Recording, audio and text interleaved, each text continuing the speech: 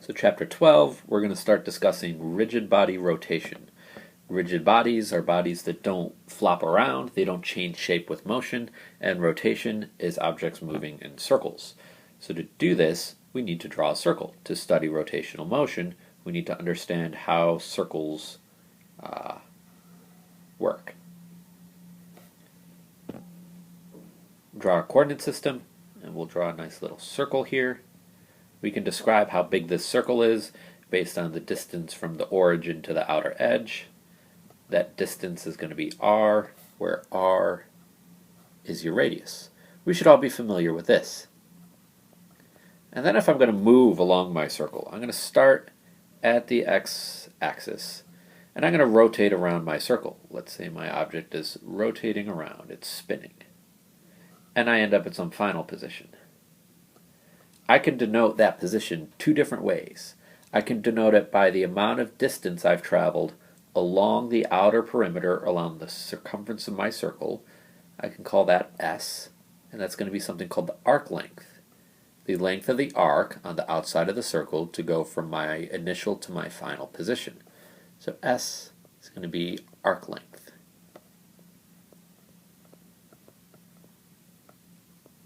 And then the other way I can describe this position is with the angle that I've traced out, the angle from the x-axis up to my final position. That's going to be labeled with the Greek letter phi. Phi is my angular position.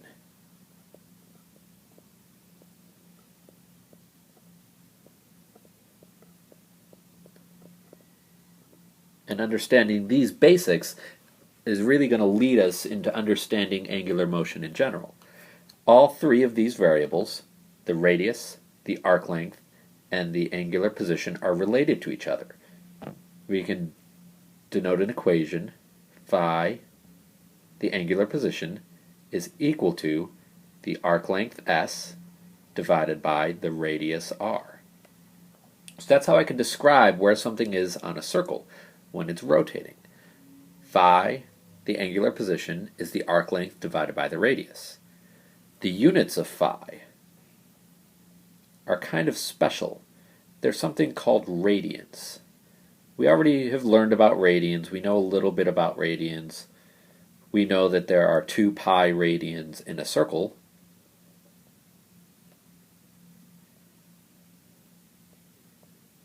But what exactly is a radian? What's the unit of it?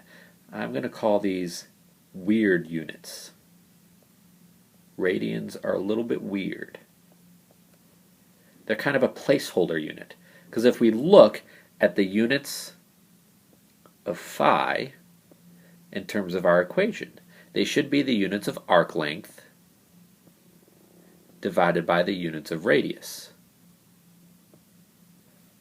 If I derive my units for phi from this definition, from this equation, the units of s are typically meters. It's an arc length. It's a length you measure meters. The units of radius. A radius is a distance. It's a length. It's also measured in meters.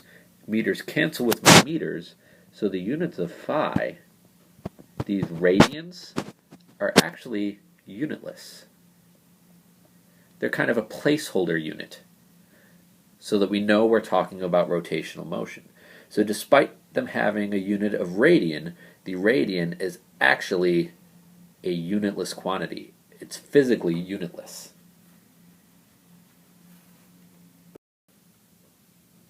Now, something that your book doesn't make entirely abundantly clear is how these radians relate to another type of unit. We know that there are 2 pi radians inside of a circle. And something that I find helps me when I'm working with radian problems, with circular motion problems, is to know that 2 pi radians are also equal to 1 revolution. You'll need to get used to this way of converting between units. It's kind of a strange type of unit conversion, but it's similar to converting between feet and inches. There are 2 pi radians and 1 revolution. So revolution is another valid unit for rotational motion, and we just need to keep in mind this conversion factor. Again, your book doesn't make this abundantly clear, so that's why you have my lecture. So going along with your book, we're really interested in studying rotation of a rigid body. So your book uses a ceiling fan as an example, and we all know a ceiling fan spins around. We can trace the angular position of one of the points on this blade of the ceiling fan using the angular position equation. Phi is equal to S divided by R. Another important, interesting aspect of the ceiling fan is how fast it's rotating, how fast it's spinning. We denote this with the Greek letter omega. And the average omega is going to be equal to the change in the angle divided by the change in time that it takes that angle to move. This should look very similar to another equation, to the linear equation we know for velocity, where velocity, on average, is the change in position divided by the change in time. So in some sense, the angular position is the same thing as the regular position, just for circular motion, and time is the same as time. So our angular equations, we can actually bootstrap them out of our linear equations. So what are the units of average angular velocity? Are going to be the units of change in phi divided by the units of change in time. The units of phi, the units of angular position, are going to be radians, and the units of time are going to be seconds. So the units of omega are radians per second. And finally, we can also have an instantaneous velocity, an instantaneous angular velocity. Anytime we're talking about instantaneous quantities, we want to take derivatives. So we take an instantaneous angular velocity as d phi dt. And we should know this already based on the equation for instantaneous velocity being equal to the derivative of x dx with respect to time. So these are the important equations for angular velocity: change in phi over change in t, and d phi dt. And the final piece of information to note for an angular velocity is it's still a vector, so it has direction because of this vector characteristic of velocities. In general, if something is spinning counterclockwise, then we call the direction positive. And if something is spinning clockwise, then it has a negative angular velocity. These are conventions that are used, and we will maintain those conventions in this class. Now, one of the more practical uses of this angular velocity, when it's constant, is to define the numbers of cycles per second that a rotational body experiences. So this is kind of an idea of how fast you're rotating. To get this, we call this a frequency, the number of cycles per second, and that's going to be equal to my angular velocity in radians per second divided by the number of radians in my circle, 2 pi.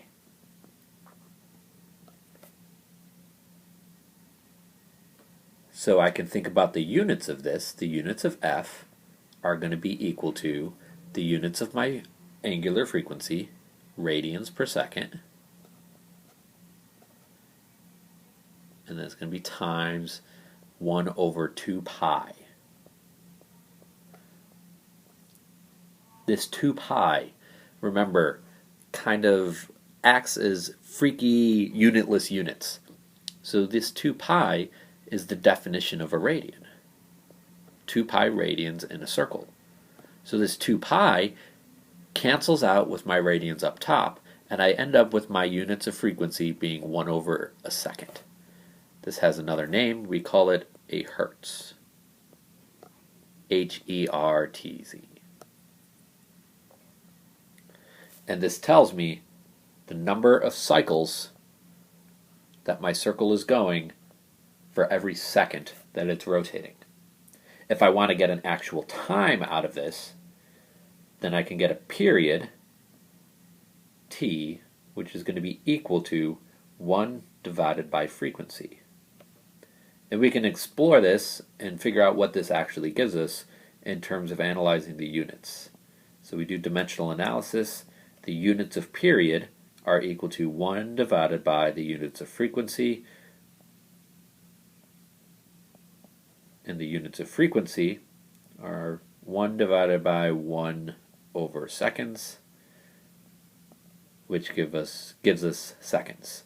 So the units of period are seconds, the actual time for a revolution. That bears repeating. Period is the time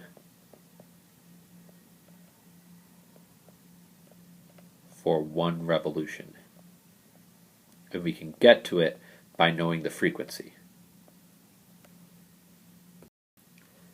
So far, we've really derived some equations for angular position, average angular velocity, and average angular acceleration. And these have kind of mirrored the linear quantities that we already knew. We already knew change in position.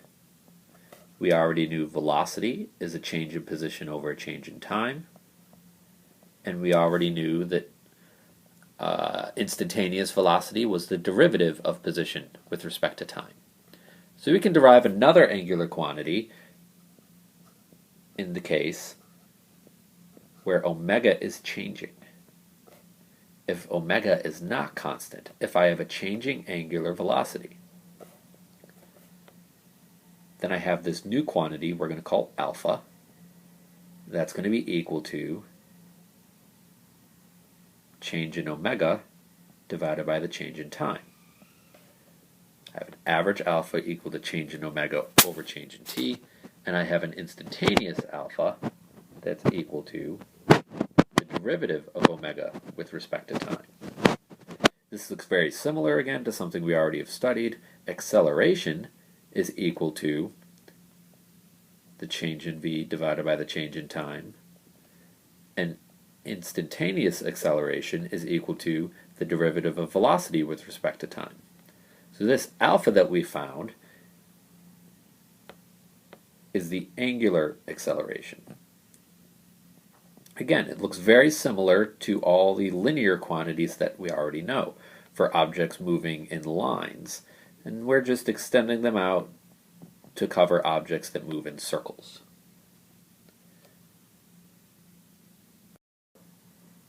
In fact, we can really compare all of our angular and linear quantities. And we can start with our first variable phi. And phi is equal to the change in position. We call it s. This is similar to the x that we've been used to using, divided by r. So if I want to figure out the linear correspondence between the angular and linear variables, then I multiply both sides by r and figure out how the s, my linear variable for objects moving in lines, is related to my phi, my angular quantity for objects moving in circles. I do this little algebra and I find that s is equal to r times phi.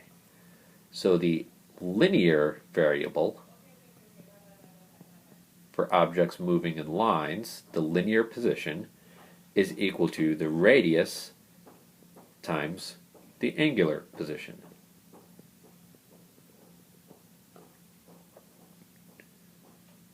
And I can continue with this.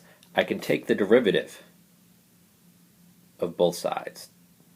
Derivative with respect to time of r times phi is equal to the derivative of s with respect to t.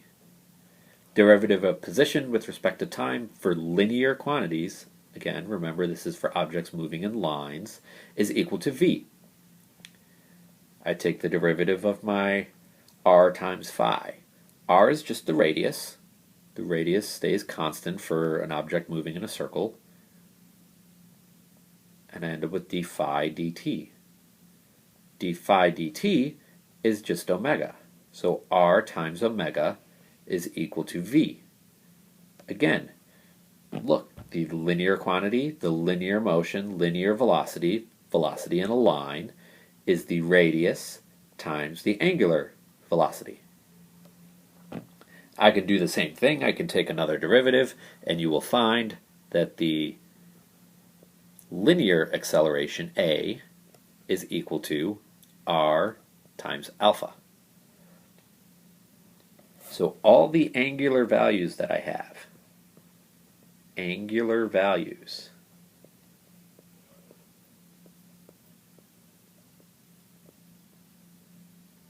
are r times greater than their linear counterparts.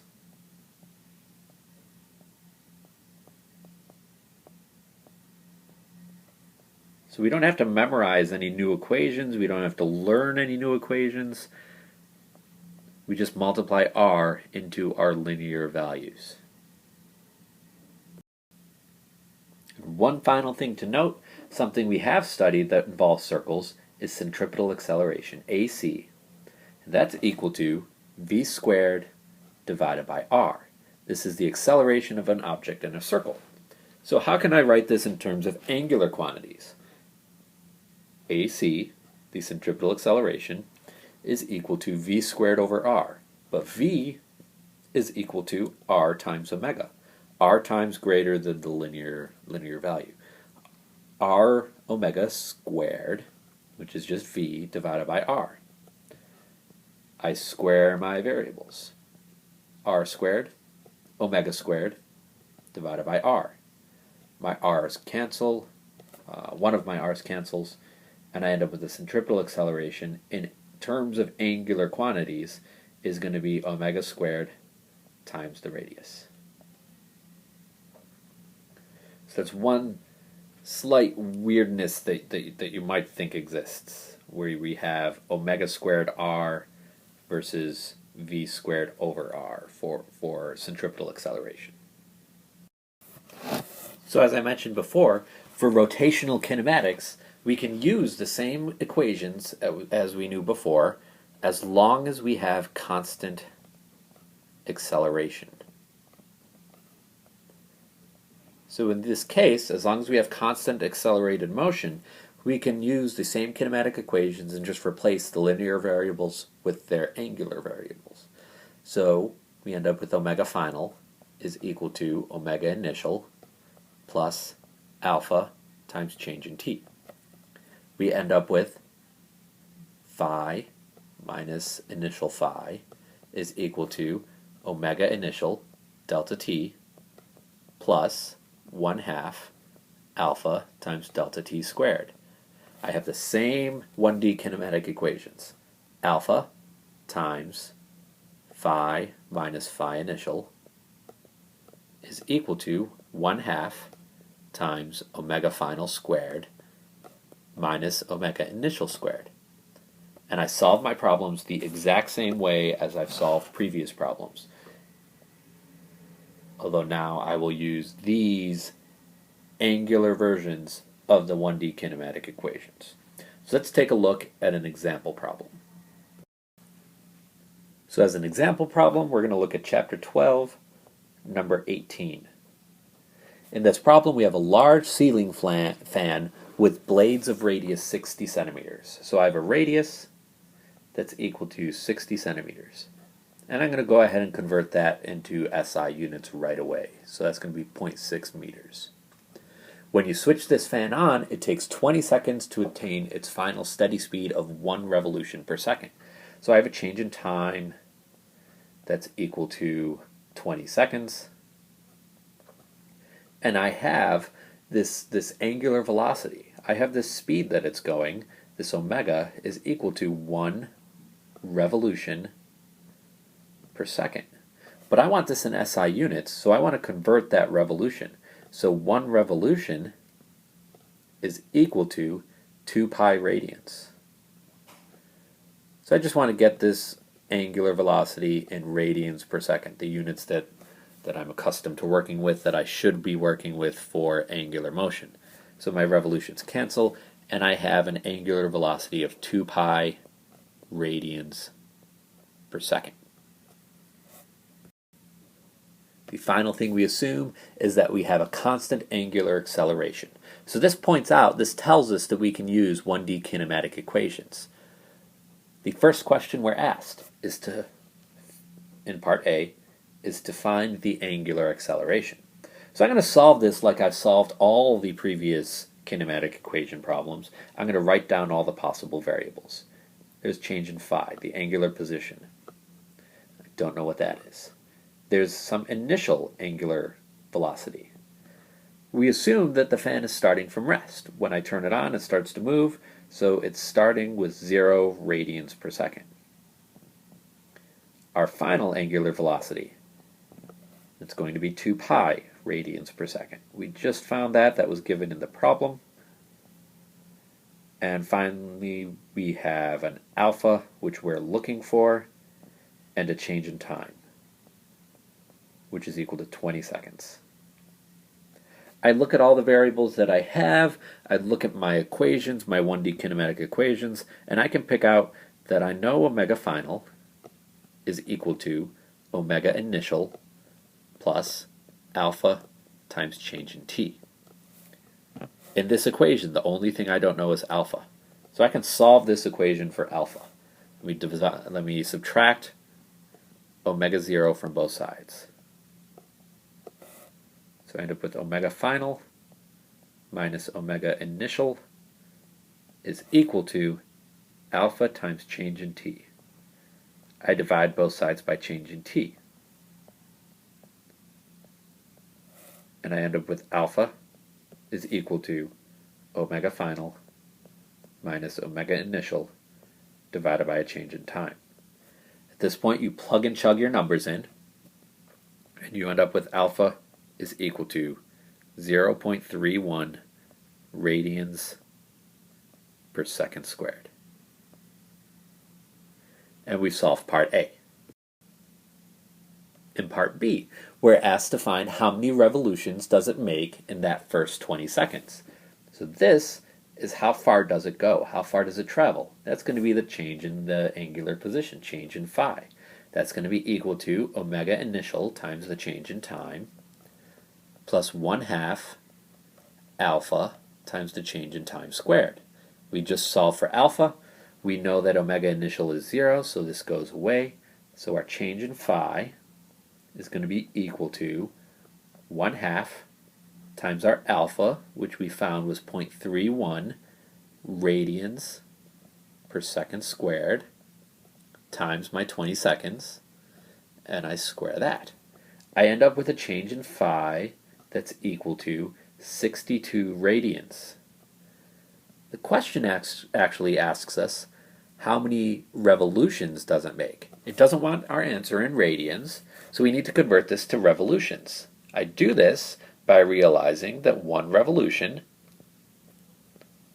is equal to 2 pi radians.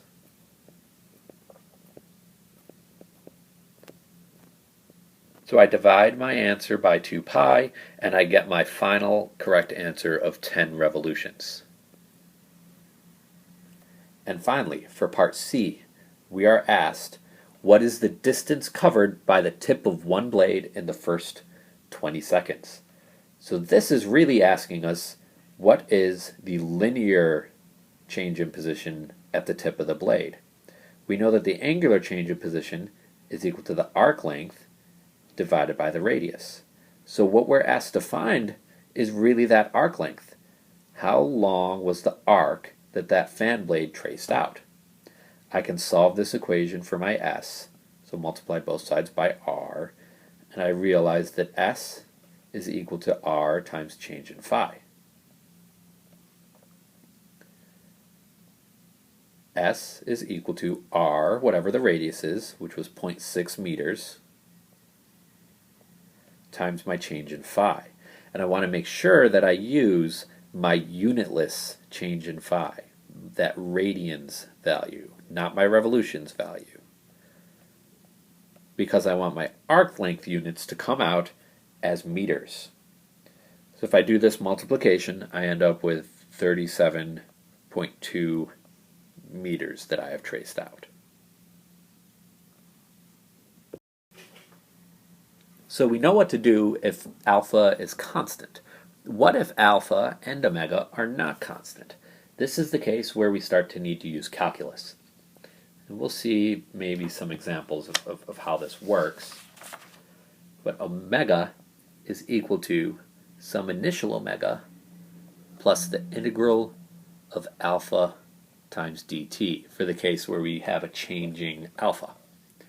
We also can find that phi, the angular position, is equal to phi initial plus the integral of omega times dt.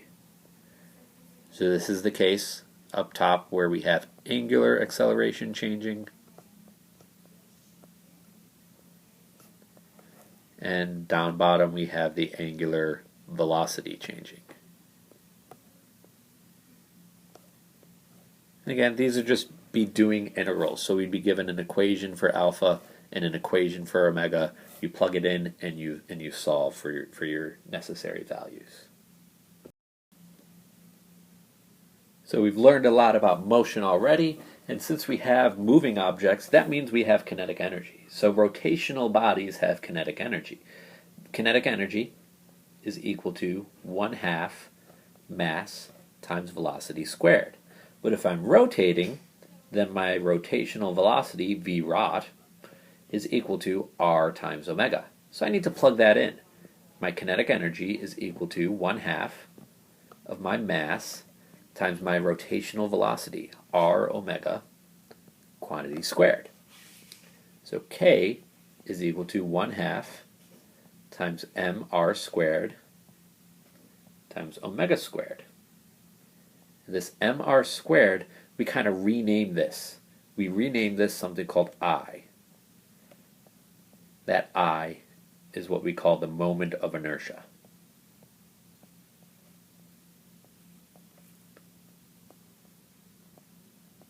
I kind of think of it as the rotational analog to mass. It tells you the mass of your object, but more importantly for rotation, it tells you where the mass is.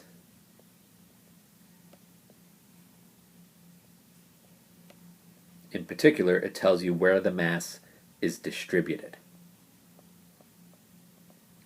We'll need to do some examples of this in class, and we'll have a challenge problem that will help us to understand how this works.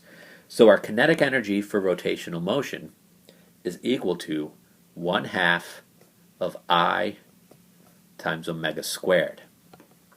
These I's come either from calculus or from table 12.3 in your book. In terms of solving using calculus, our moment of inertia is equal to the integral of r squared dm, where dm describes where your mass is. If your mass is uniform,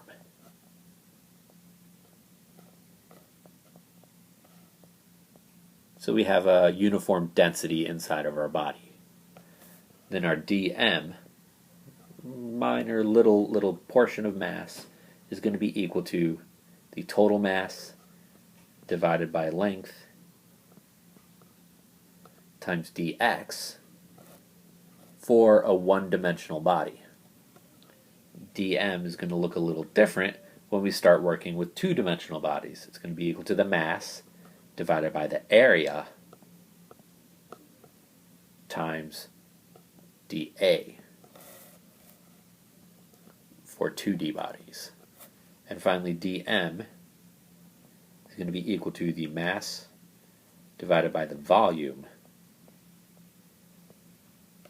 times the differential of the volume in 3 dimensions. Again, this is stuff that we're going to have to practice. We're going to have to work with this in class a little bit to understand what's going on. And we'll see some examples and the challenge problem. we'll work with this kind of idea of how to derive moments of inertia. While finding moments of inertia can be quite challenging with using calculus, we have a shortcut called the parallel axis theorem that simplifies life for us. The parallel axis theorem tells us that the moment of inertia of an object is equal to the moment of inertia of that object around its center of mass plus that object's mass times its distance from some new rotation axis squared. So what does that mean in picture form? I can take a long, thin object of length L, and I can spin it around the middle of itself. Maybe this is a meter stick. And I can spin it around. I can find its moment of inertia about this center of mass. The moment of inertia of this long, thin object around its center of mass is equal to 1/12 m times L squared. We can derive this with calculus, or again, we could look this up in table number 12.3. I can change the question a little bit, and I can actually use the parallel axis theorem to derive a new moment of inertia around a new rotational axis. So here's my long, thin object again. It's still a length equal to L. I have my center of mass, and I know the moment of inertia around the center of mass. Let's say I now want to rotate this meter stick, this long, thin object, around a new axis that's at the end. So I have a new rotation axis.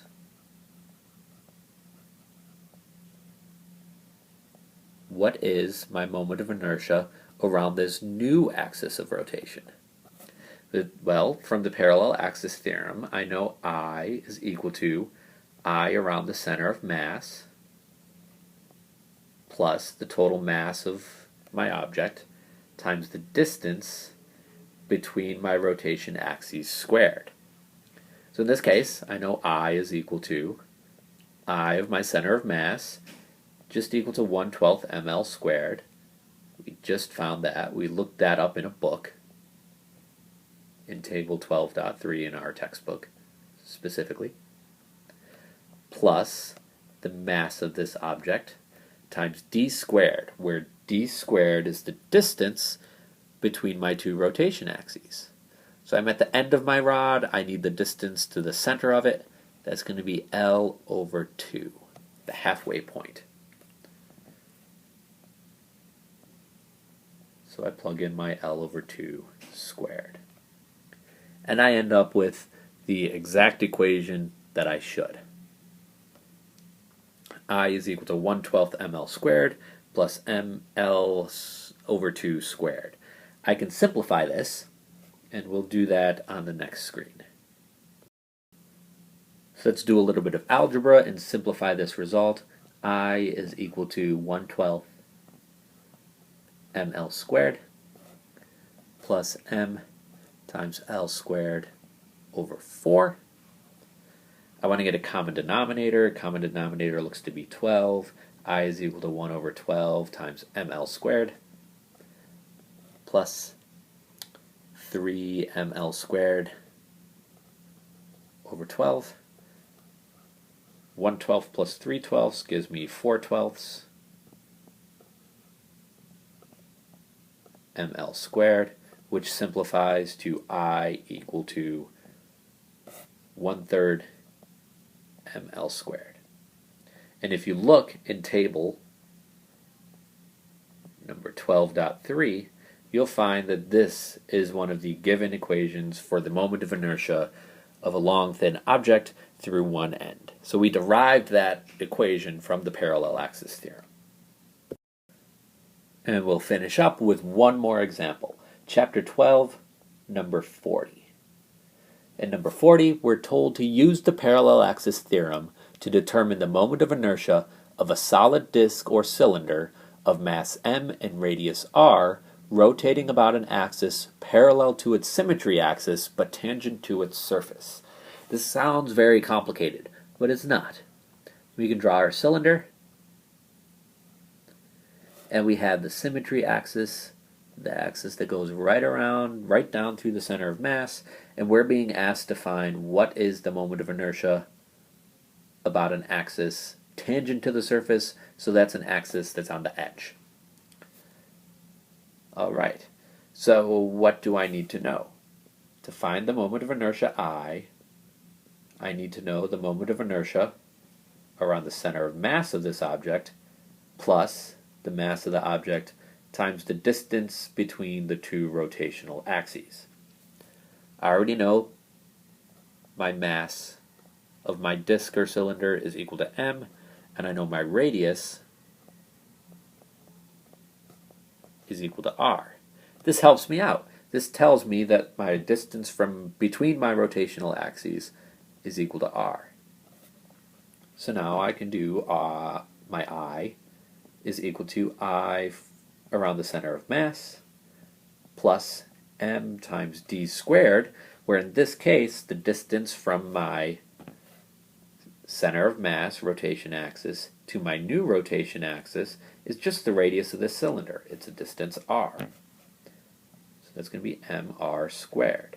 So now all I need to find is I around the center of mass. To find that, I can flip in my book. See, you can hear me flipping through my book to get to the moment of inertia around the center of mass of a disk or cylinder. It's given in that wonderful table 12.3, and I find that it's 1/2 of mr squared plus my mr squared from being around a parallel axis. I add these together, I find my moment of inertia is equal to 3/2 mr squared. All through using the parallel axis theorem.